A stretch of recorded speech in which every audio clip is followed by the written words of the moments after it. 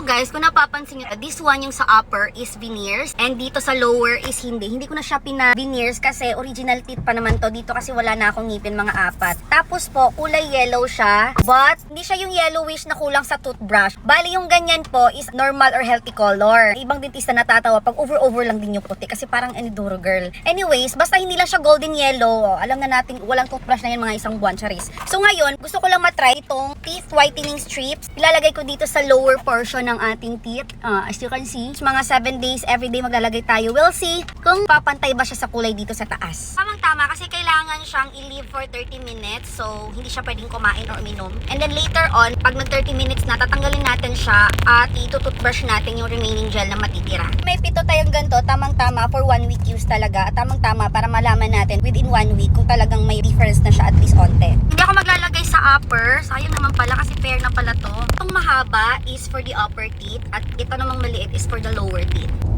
So, time check, it's 2:58. Let's say, alas 3 na, mga 3:30 or 3:28, gano'n. Hindi ko lang kung tama yung pagkakalagay ko kasi first time ko nga, basta let it stay for 30 minutes. Ayan, tignan nyo. Unti pala siyang nawawala, oh. Kaya pala sabi, toothbrush yung matitirang gel. 3:29 na, nag-30 minutes tayo. Nakitoothbrush ako doon, Will. Ayan, day 1.